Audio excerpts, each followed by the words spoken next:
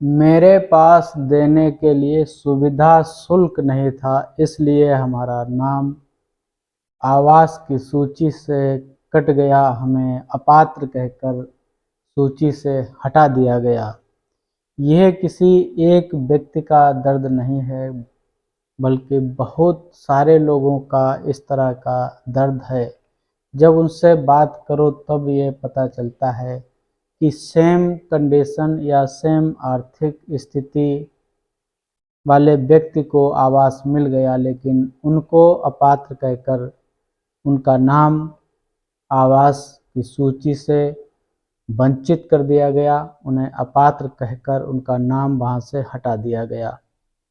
यह एक गंभीर समस्या है।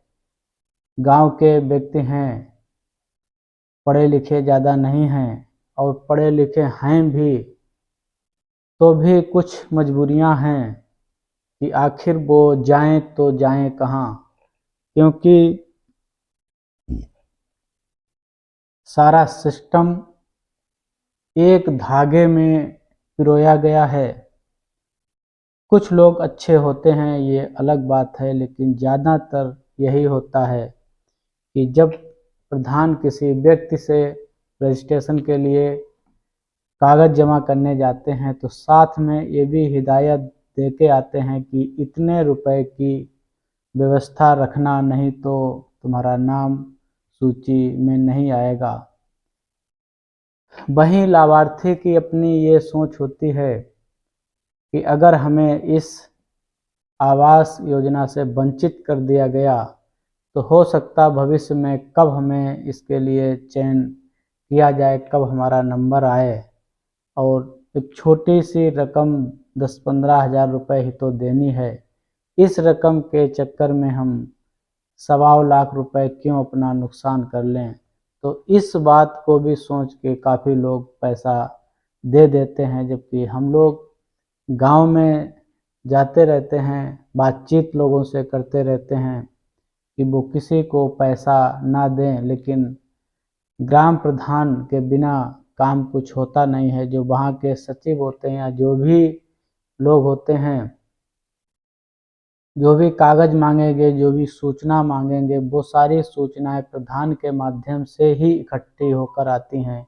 अगर सूचना का सही कलेक्शन नहीं हुआ, सूचना सही उपलब्ध नहीं कराई गई, तो बहुत कुछ गलत भी हो जाता है। काफ़ी लोग कभी कभी राजनीति के भेदभाव की वजह से, या कभी पैसे की वजह से, या कभी व्यक्तिगत कुछ ईर्ष्या की वजह से भी काफ़ी जो पात्र लोग होते हैं वो वंचित कर दिए जाते हैं। तो ऐसे में जब भी विचार करता हूँ कि क्या किया जाए, आपकी क्या राय है, हमें टिप्पणी में बता सकते हैं कि जहाँ पे इस तरह का हो रहा है उनके लिए समाधान क्या हो सकता है। क्योंकि जो सचिव होते हैं वो इतने व्यस्त होते हैं कि वो सारा सर्वे वाली सारी सूचनाएं बिल्कुल निष्पक्ष होकर इकट्ठी नहीं कर पाते हैं। कहीं न कहीं वो प्रधान का या ग्राम रोजगार सेवक का सहारा लेते हैं।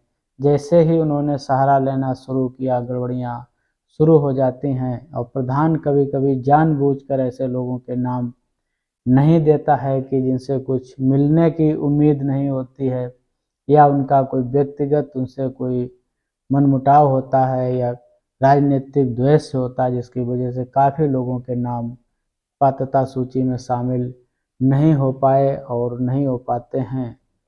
तो ये एक बड़ी अजीब स्थिति है। इससे कैसे निपटा जाए, सोचना थोड़ा अजीब सा लगता है कि क्यों ऐसा नहीं हो सकता कि हम निष्पक्ष होकर किसी के हित में, किसी के लिए कार्य करें। सरकार की जो मंशा है उस मंशा के अनुरूप कार्य करें। कभी कभी इस बहाने से कई लोगों के आवास काट दिए जाते कि उनके पास केसीसी बना हुआ है, जबकि व्यक्ति कभी कभी अपनी बहुत मजबूरी में उसके पास जो भी 1-2 बीघा खेत होता है उसकी केसीसी बनवा ही लेता है अपनी ज़रूरत के लिए। कहीं कहीं देखते हैं कि माँ बाप और उनके साथ 3-3 4-4 बच्चे रह रहे होते हैं, छोटा सा उनके पास मकान होता है, तो उसमें चाहते हैं लोग कि हमें एक अलग से अगर मकान मिल जाए तो हमारा परिवार ठीक से उसमें रह ले। लेकिन वहीं जब पैसा नहीं मिलने की स्थिति में ये लिख दिया जाता है कि उनका पक्का मकान बना है, लेकिन ये नहीं लिखा जाता कि उस मकान का कितना क्षेत्रफल है, क्या वो उस परिवार के रहने के लिए पर्याप्त है। हालांकि सरकार से भी ऐसा कोई मानक नहीं है कि किसी परिवार के पास माँ बाप के साथ में अगर 4 बच्चे रह रहे हैं, अगर उनके हिसाब से पर परिवार कितना एरिया कम से कम होना चाहिए जो उसके आराम से रहने के लिए हो जाए। तो आप भी हमें इस बारे में टिप्पणी कर सकते हैं, बता सकते हैं कि क्या किया जा सकता जो इस तरह की जो परिस्थितियां हैं वो बदलें, क्योंकि सारे सिस्टम में पैसे के बगैर कहीं कुछ होता नहीं है। और होता भी है तो एक कड़ी अगर ठीक से काम कर भी रही है तो दूसरी कड़ी उसका साथ छोड़ देती है और पूरा चैन सिस्टम बिखर जाता है।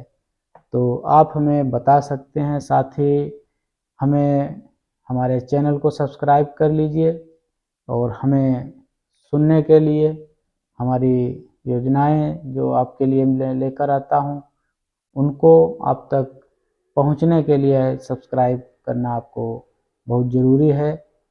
तो बताइएगा कि ये बात से आप कहाँ तक सहमत हैं कि जो भी पात्र व्यक्ति हैं उनको कैसे ईमानदारी से आवास का लाभ दिया जा सके, कैसे उन तक उनकी योजना पहुँचे। अगर प्रधान भेदभाव करता है, सचिव भेदभाव करता है या अन्य जो सरकारी सिस्टम में लोग बैठे हैं वो भेदभाव करते हैं, तो कैसे इस भेदभाव को ख़त्म किया जाए, कैसे लोगों को न्याय दिलाया जाए, कैसे उन लोगों की सोच को बदला जाए जो उनका सोच सिर्फ पैसा तक ही सीमित होता है। भले किसी की गर्दन कट जाए, किसी का घर उजड़ जाए, लेकिन कुछ लोगों को सिर्फ पैसे से ही मतलब होता है। उन्हें किसी की गरीबी नहीं दिखती, उन्हें किसी की परेशानियां नहीं दिखती, उन्हें किसी की मजबूरियां नहीं दिखती। कई बार ऐसा होता है कि लोग रिश्वत देने के चक्कर में अपने घर में जानवर बेच लेते हैं, खेती गिरवी रख देते हैं, जो उनकी औरतों के पास, उनकी पत्नी के पास जो गहने होते हैं लोग वो तक बेच देते हैं आवास लेने के लिए, उसके एवज में सुविधा शुल्क देने के लिए। तो आप अपनी राय रखिएगा हमारे वीडियो में और हमारे चैनल को सब्सक्राइब ज़रूर कर लीजिएगा।